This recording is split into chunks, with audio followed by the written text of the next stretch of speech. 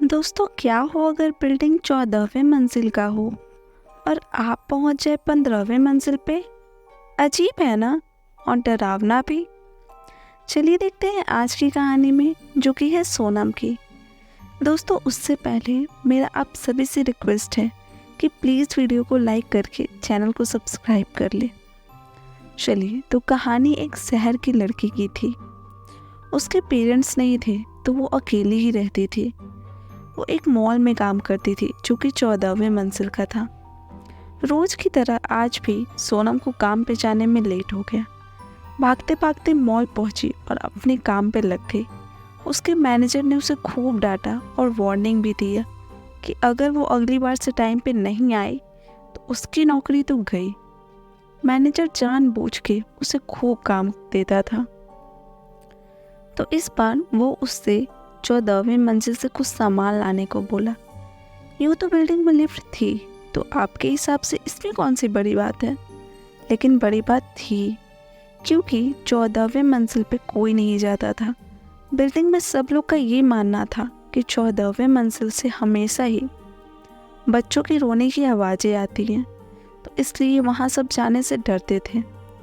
अब ये बस एक अफवाह थी या कोई सच, ये तो पता नहीं। डरते डरते सोनम भी लिफ्ट पे जाकर 14वें फ्लोर का बटन दबाई और जोर से अपने आंखों को बंद कर लिया। जब लिफ्ट रुकी तब उसने अपनी आंखें खोली, पर ये क्या, यहाँ पे तो बहुत लोग थे। उस फ्लोर पे तो पूरा एक हॉस्पिटल था, जहाँ पे बहुत सारे पेशेंट्स, डॉक्टर्स, नर्सेस और बहुत लोग भी थे। सोनम को पहले तो डर लग रहा था, क्योंकि उसने इस जगह के बारे में कभी नहीं सुना था पहले। पर थोड़ी देर उस फ्लोर पे रुकने के बाद उसे सब कुछ नॉर्मल लगा। पर उसने ये ध्यान नहीं दिया कि वो 14वें नहीं 15वें मंजिल पे थी। जी हाँ, उस फ्लोर पे एक छोटा सा गार्डन भी था, जिससे पेशेंट्स को ताज़ी हवा मिल सके। तो सोनम वहीं पे जाके कुछ समय बिताती है। उसे बहुत शांति मिल रही थी। कुछ देर बाद उसको याद आया कि उसको तो मैनेजर ने कुछ लाने को कहा था ना। जल्दी जल्दी जाकर वो सामान को ढूंढने लगी। फिर लिफ्ट में सामान को लेकर चढ़ गई। पर क्या इत्तेफाक था, जो सामान उसे 14वें मंजिल से लाना था वो उसे 15वें मंजिल पे मिल गया। जब उसने वो सामान लेकर मैनेजर को दिया, न जाने क्यों मैनेजर खुश होने के बजाय बहुत डर गया। ये बात सोनम ने भी नोटिस की, पर कारण पूछने पर मैनेजर ने उसे कुछ नहीं बताया और घर जाने को बोला। सोनम को कारण तो पता नहीं चला, पर छुट्टी मिल गई, तो इसके लिए वो बहुत खुश थी। अगले दिन सोनम को काम पे जाने में फिर से लेट हो गया। बेचारी सोनम कितनी भी कोशिश करे, पर कभी भी टाइम पे नहीं पहुंच पाती। आज तो नौकरी गई, ये सोचते सोचते सोनम जल्दी से मॉल के लिए भागी।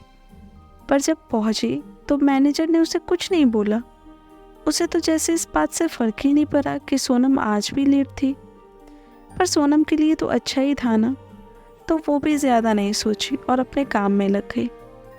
अब सोनम हमेशा उसी गार्डन में जाने लगी, 15वें फ्लोर पे। पर अभी तक वो इस बात से अनजान थी कि वो जाती कहाँ थी।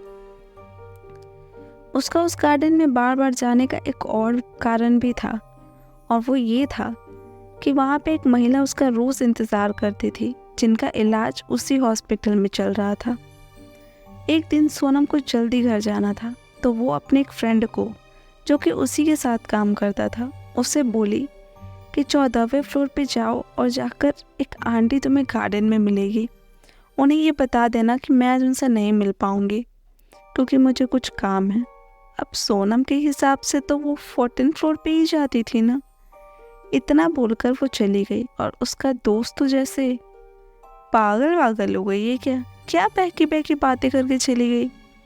इतना खुद से बोल के वो काम में लग गया। अगले दिन सोनम ने उससे पूछा कि उसने उस आंटी को बोल दिया था ना। उसका दोस्त बोला, कौन सी आंटी और कौन सा गार्डन का बात कर रही हो तुम, 14वें फ्लोर पे कुछ नहीं है। बहुत दिन पहले से ही वो जगह खाली है। आपको क्या लगता है, सोनम विश्वास करेगी? जी बिल्कुल नहीं करेगी, क्योंकि वो तो वहाँ रोज जाती थी। अब इस उलझन को सुलझाने के लिए दोनों एक साथ 14वें फ्लोर पे गए। पर जैसा सोनम के दोस्त ने कहा था, सब कुछ वैसा ही था, वहाँ पे कुछ नहीं था। अब अपनी बात साबित करने के लिए वो फ़ोटोज़ दिखाई अपने दोस्त को, जो उसने उस आंटी के साथ खींचा था। फ़ोटो में वो अकेली थी, पर कुछ ऐसा भी था जिससे उन दोनों की रूह कांप गई। सोनम के पीछे एक कमरा था जिसका नंबर 1501 था। इसका मतलब 1501। इसका मतलब सोनम इतने दिन से 15वें मंजिल पे जा रही थी।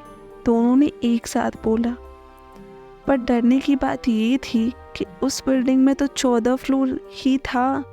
फिर ऐसा कैसे हो सकता है? सोनम को याद आया कि कैसे उस दिन मैनेजर बहुत डर गया था जब सोनम ने उसे वो सामान ला के दिया था।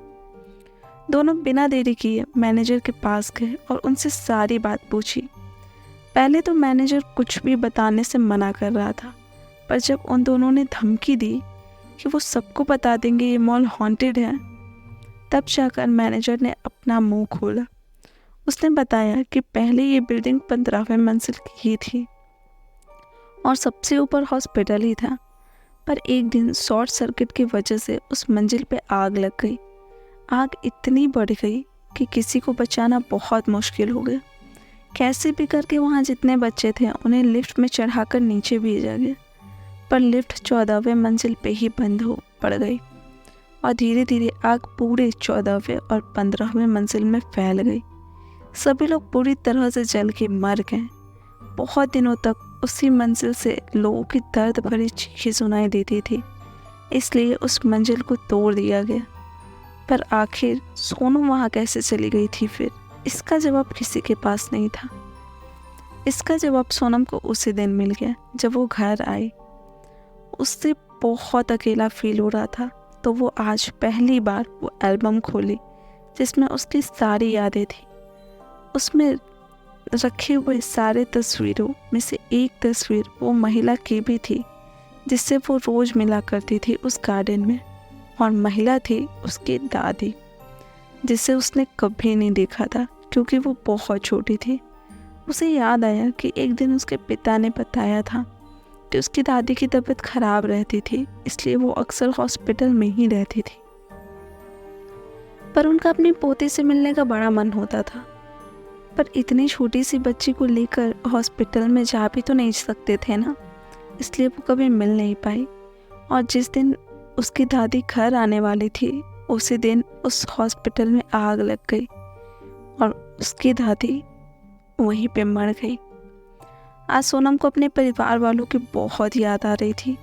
वो अगले दिन फिर से गई उसी 15वें मंजिल पे, पर आज लिफ्ट उसे 14वें मंजिल तक ही पहुंचाया। वो वहीं बैठकर फूट फूट कर रोने लगी। थोड़ी देर में उसे अपनी दादी की आवाज़ सुनाई दी। आँख खोलते ही उसने पाया कि वो उसी गार्डन में है और उसकी दादी उसके पास ही बैठी थी। सोनम बहुत खुश हुई और अपनी दादी को जोर से गले लगाया। The end.